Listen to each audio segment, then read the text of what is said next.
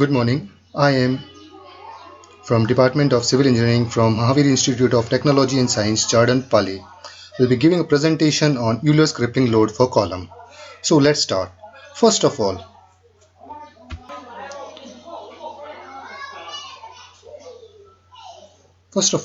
we'll discuss about column. What is column? A structural member subjected to an axial compressive force is called as column. Column is a compression member, the effective length of which exceeds 3 times the least lateral dimension. Normally, columns carry heavy compressive loads. Columns are used in concrete and steel bridges. So columns can be made of concrete and steel both. Column geometrically looks like beam, but loading is different when compared.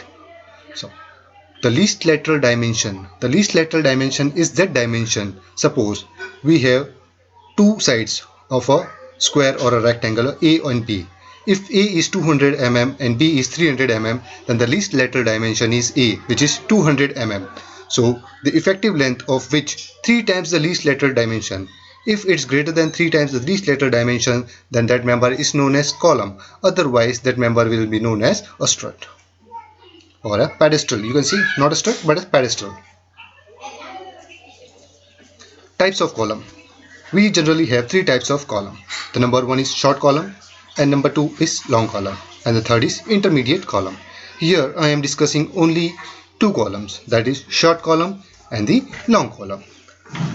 The ratio of effective length L effective upon the least lateral dimension, if less than equal to 12, then the column is known as short column.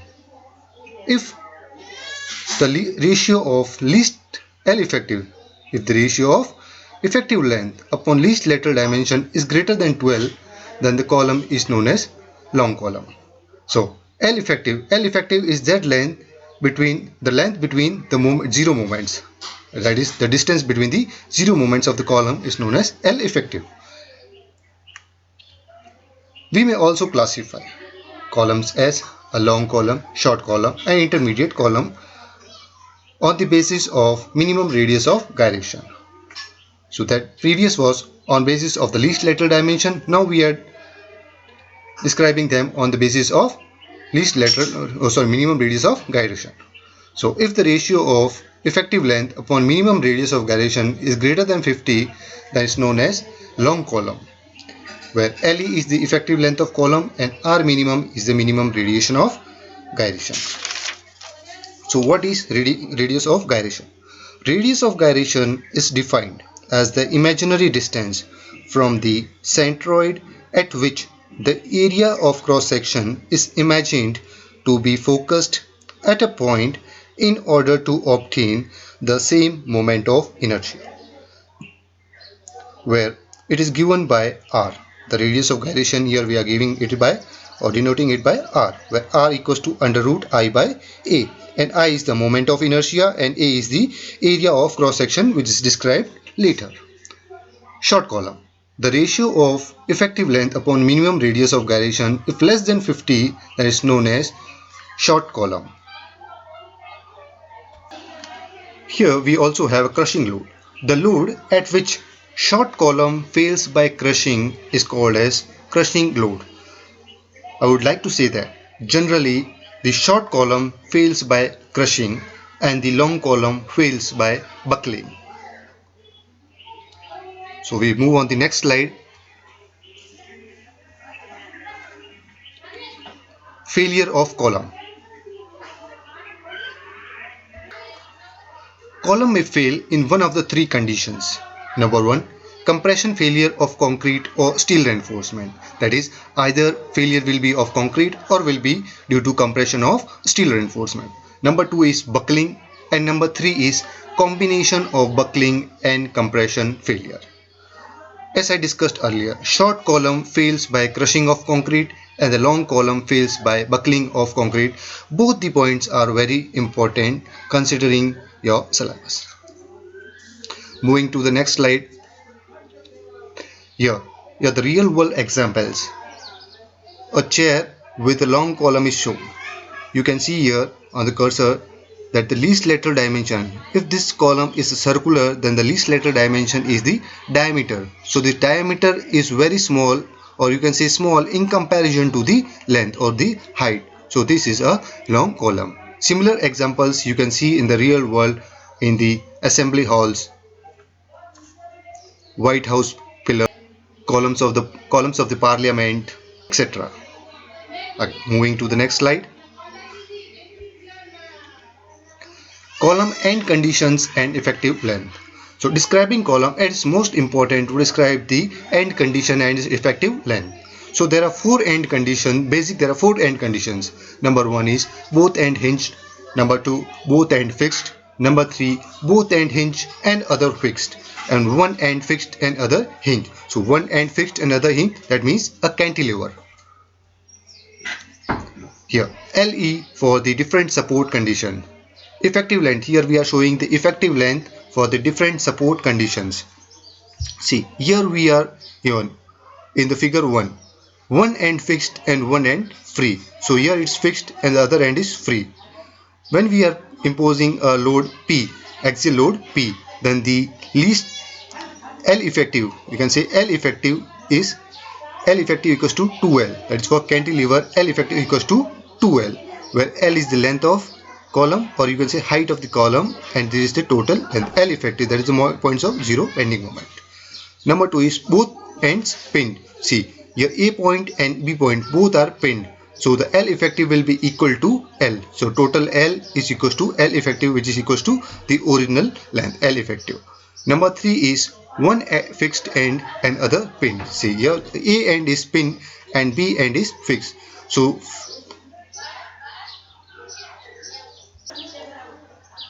here the L effective is equals to L by root 2, which is equals to L by 0.7 when the condition is one end fixed and other end is pinned. Number 4, both end fixed. So for both end fixed, we can see that the points of zero moment are at some distance from the fixed end. See, from A also it's at a distance, some fixed distance, and from B it's also at some distance.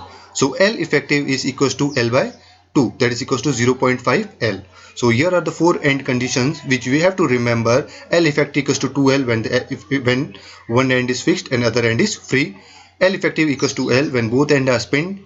L effective equals to L by root 2 or 0.7 L when one end fixed and other end pinned.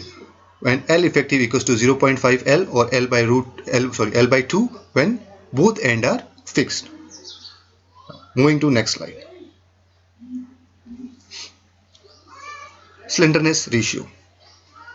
Slenderness ratio is the ratio of length of column and the least radius of gyration of its cross section. Often it's denoted by lambda.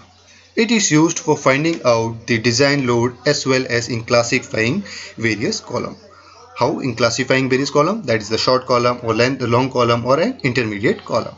Radius of gyration, as discussed earlier, is denoted by R, and where R is equals to root I by A, or I equals to A R to power square. So A is the cross sectional area or area of cross section, and I is the moment of inertia. Buckling of column, which is the main criteria of failure of a long column, depends upon the following factor. Number 1, the amount of load applied, that is the axial load which is applied. Length of the column. Number 3, end condition of the column, which is very important. The length of the column or the effective length of column depends upon the end conditions of column. Okay. Cross section dimension of the column and the material of column. So 5 important points which are to be remembered on which the buckling depends. That is amount of load, length of column, end conditions of column, cross section dimension of the columns, and material of column. Euler's column theory assumptions. Number 1 assumption. Initially, column is perfectly straight and load is axial. So the load which is applied is axial. Cross section is uniform throughout. The dimension is uniform throughout. Column is perfectly elastic, homogeneous, and isotropic. Length is very long as compared to the cross section, as we have discussed earlier, because we are discussing about the long column, so the length is very long as compared to the cross section. If the length is not very long, then it will become a pedestal. Failure of column occurs due to buckling. As we have discussed, failure of long column occurs due to buckling, not by crushing. So, what is homogeneous and isotropic? Homogeneous refers to the uniformity of the structure of a particular substance, and isotropic refers to the material that are isotropic materials are substances having physical properties that are equal in all directions. Now we are discussing the derivation of Euler's law or Euler's formula. So consider an axially loaded long column AB.